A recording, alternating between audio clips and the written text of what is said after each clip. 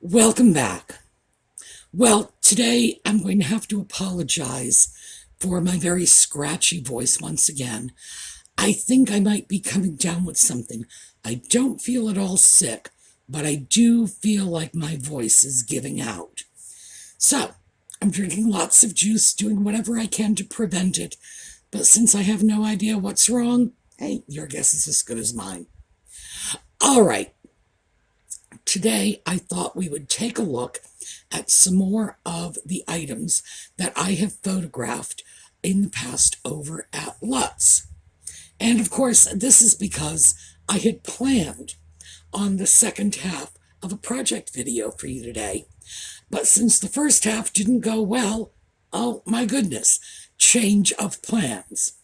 Anyway, I dug out some things I thought you might be really interested in seeing.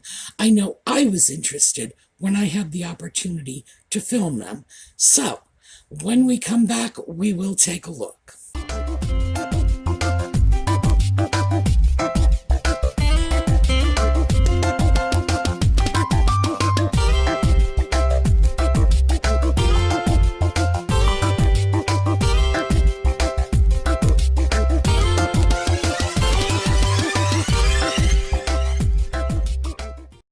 Okay, we're going to start off with a piece that whenever I saw it, when it was there, and I believe it's been sold, it always just immediately caught my eye, and with good reason.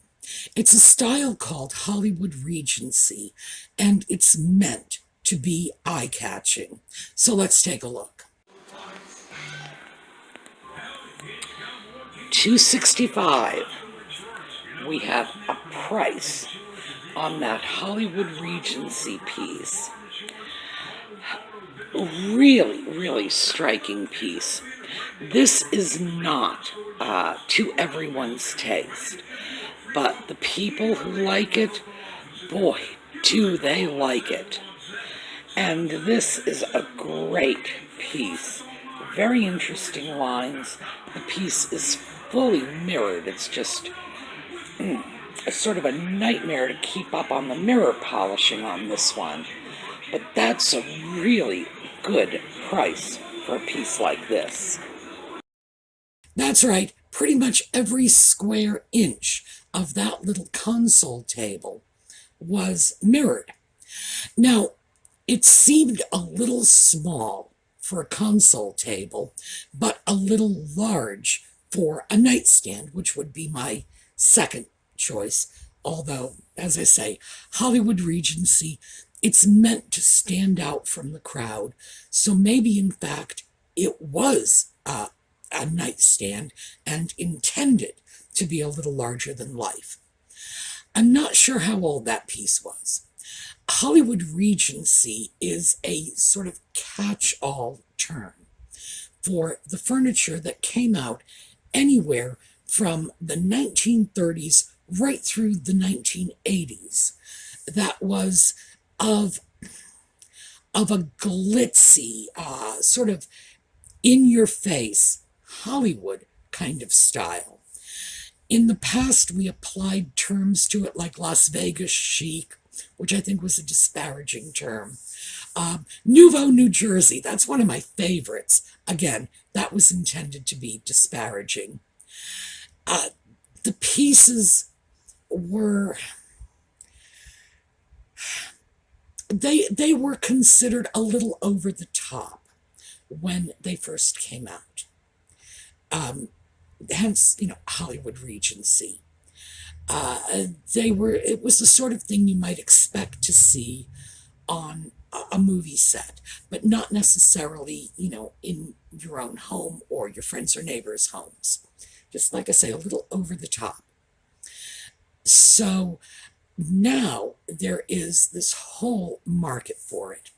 Pieces like this really do command very good money, and it's a style that I have never seen a home or even a room done 100% in Hollywood Regency. Haven't seen it. I've seen them used as accent pieces, and they're very, very effective in that use. And again, it's something that's really become trendy. Pieces like that, well, this one was $265. I think that's a really good price because, quite frankly, if you went out to buy a console table of similar proportions and similar craftsmanship, because that piece was quite well made, you would certainly pay at least that much. And with this one, you still have the fact that the price is escalating. So I think they're good bargains. And if you have the kind of decorating style, that would be, a good place to just sort of show off a piece like that as a little bit of extra sort of pop. Yeah, go for it. That's what's trendy now. Next up, this is a piece, and it's a bird cage on a stand. And I actually have bird cages on stands. I grab them when I can because they do very, very well in the resale market. So here, take a look. $150 for this bird cage with stand. That is a really elaborate stand. And that's an excellent price because cages with very ordinary stands sell in this price range. I love that sort of claw hook that holds the cage. Very, very decorative piece. And the cage looks like it might actually be useful for holding a bird. With this one, the main attraction is that stand. Very ornate, and I love that claw up at the top that's holding the bird cage. That's terrific. For me, that would be a project piece. I would not leave it white. Stands like this were often painted in whatever color struck someone's fancy. And so you very often end up with something wherein the color is not suited to the piece itself. In this case, this is that claw alone tells you it's Gothic. That is, oh my goodness. For somebody who is into goth as opposed to Gothic, yeah, vampire chic, that's the perfect piece. I think it's fabulous. I think it's easily worth $150 because those bird cages on stands are worth, well, usually they're starting at about $120 and going up from there. And that's for even relatively modern bird cages on stands, going right back through the Art Deco period, the mid-century period.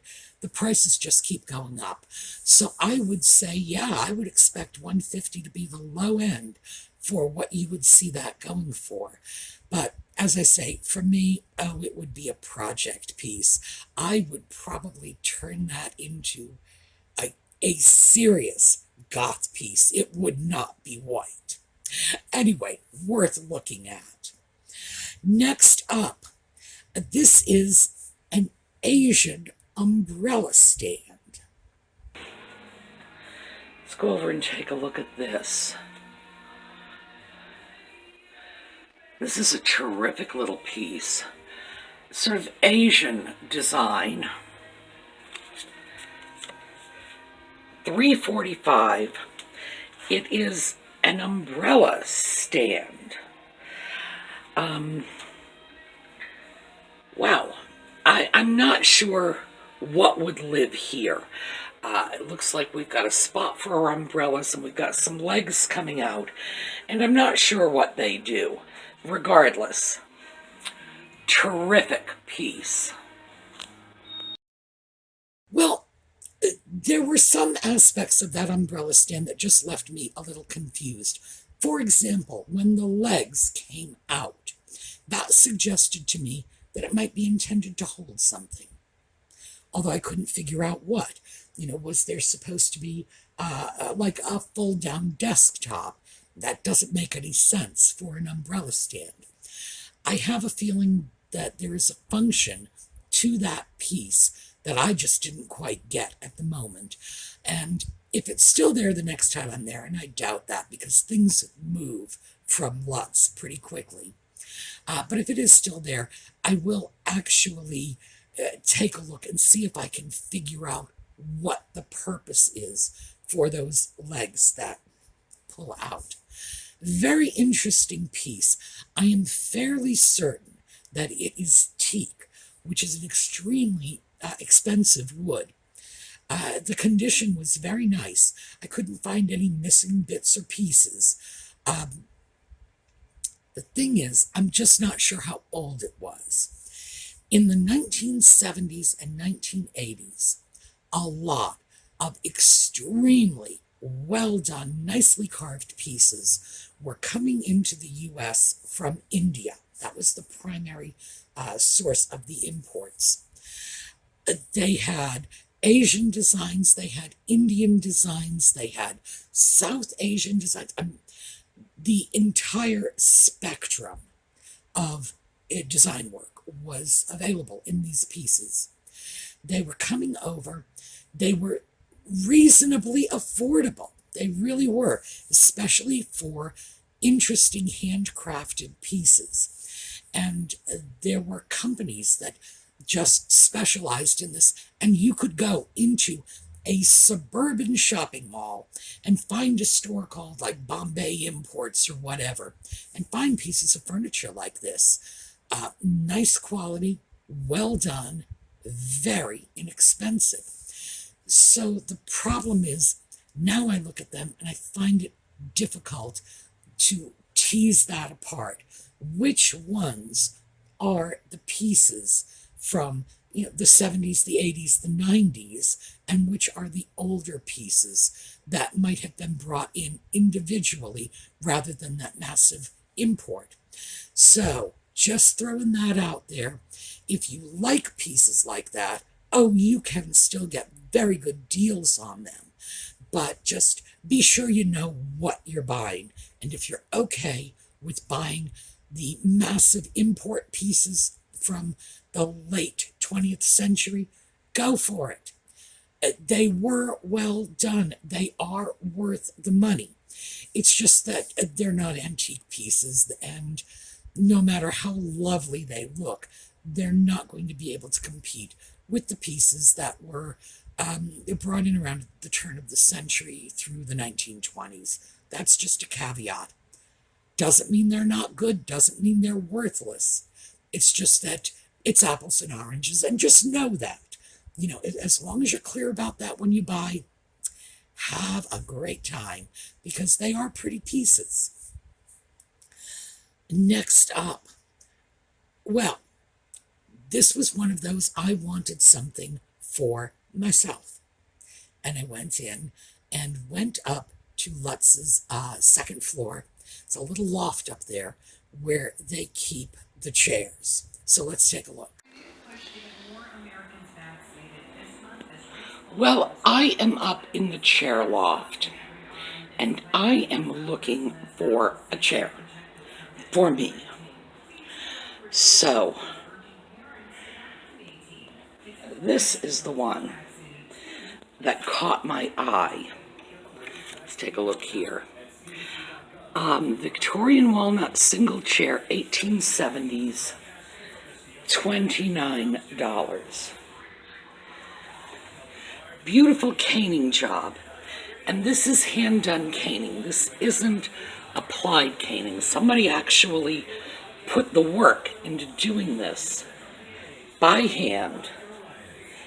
Beautiful.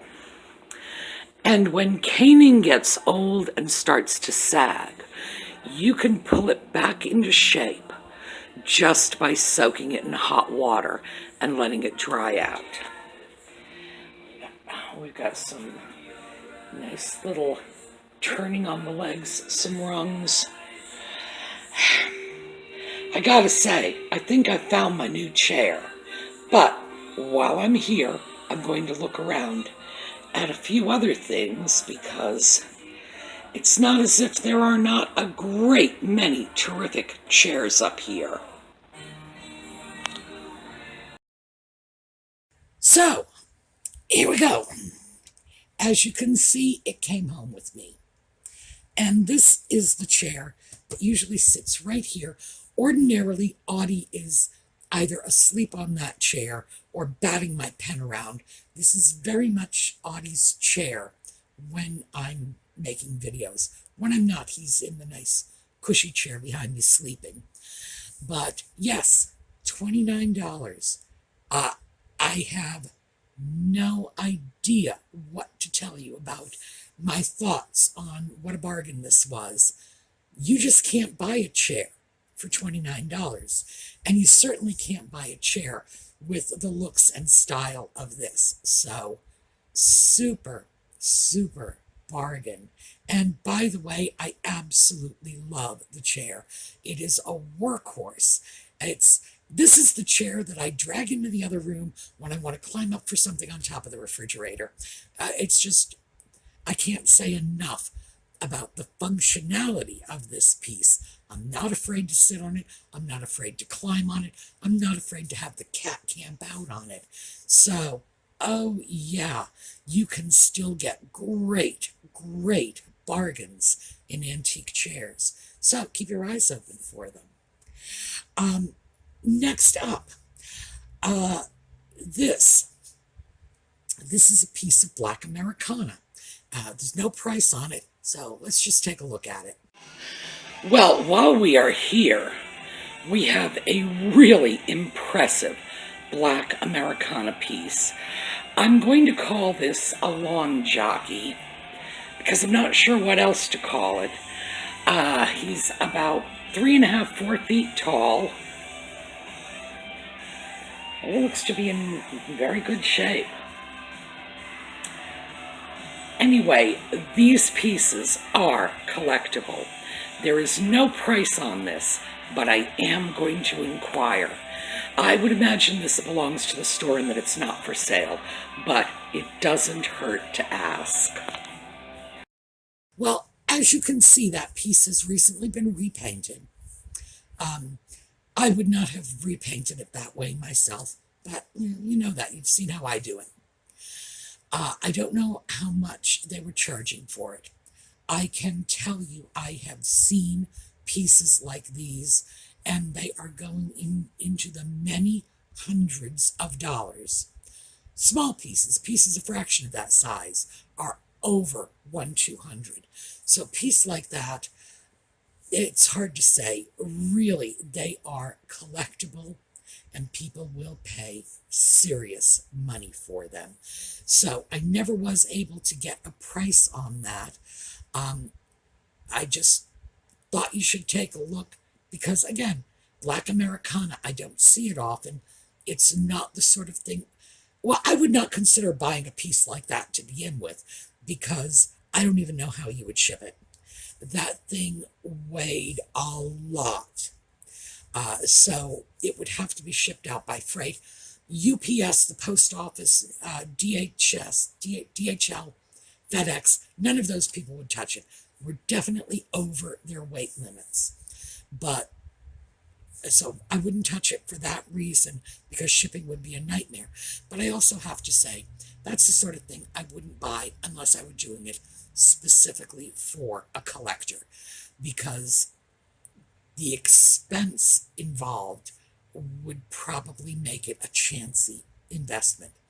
I'm not saying you wouldn't get your money back, because these are collectible and people do pay a lot of money for them. It's just that unless this was your business, black Americana, it would be a risk. So, let's take a look next at another interesting piece. Just for the fun of it, I'm sure you can all recognize that this is a fainting couch. Let me put my hand over here so you can see the scale. This is a little doll's fainting couch. It's probably about 2.5 feet long, for the little fainting dolly. Yes, a fainting couch for your dolls. So when your little dolly faints, it has something to faint upon. These are wonderful pieces. That one was late Victorian, probably close to turn of the century. And obviously somebody made it for their kid's doll. No, it's not a child's piece because it's far too small for a child. But yes, this was a dolly piece. And I guess we were encouraging our dolls to be frail and helpless, just like we were encouraging our little girls. Ah, the good old days. All right, final piece. Now, I know I have shown you this piece before. It's a wonderful bench. I would not call this American country.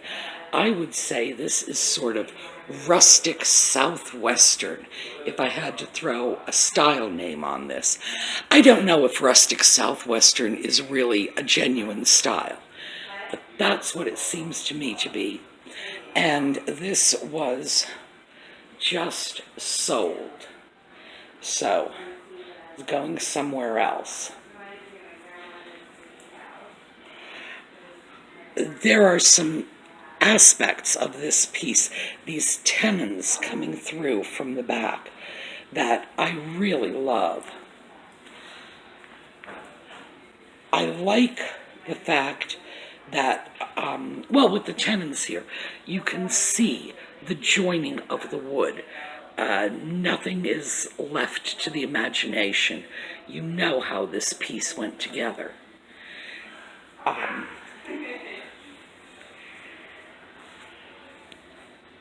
I think this is great. I really do. Gosh, I love this piece. Unbelievably heavy. I actually attempted to pick that up and move it at one point, couldn't do it. And Stacy had told me that no, it's unmovable. It's so incredibly heavy. It's all the wood. That was remade from an actual wagon. Now, I would call that rustic Southwestern. That's not a thing, by the way. That's just what I would call it. I think it is terrific, but it is not the sort of thing you expect to see, in a three-story New England house. It's the sort of thing you expect to see somewhere in Arizona or New Mexico, in a ranch house somewhere on a tile floor. Lovely, lovely piece. I love the joinery. I love the way it was put together. It is not my style. That's not my thing at all. But it was just so well done. You can't help but admire it. And I've seen that there many times. And of course, I was very excited when they sold it because it's such a good piece. I know wherever this goes, they're going to be leaving it to their great-great-grandchildren because this was a piece that was built to last forever. But it's an unusual style, and it's a style we don't see here very often on the East Coast. It's probably much more likely to be seeing something like that in the Southwest or, the far Northwest. So, that's what I have for you today. That's from my Lutz archives. And as I was going through that, boy, I have some incredible stuff that I've photographed in Lutz. So I'm going to have to dig more of those films out. I filmed them because I thought you would find them interesting.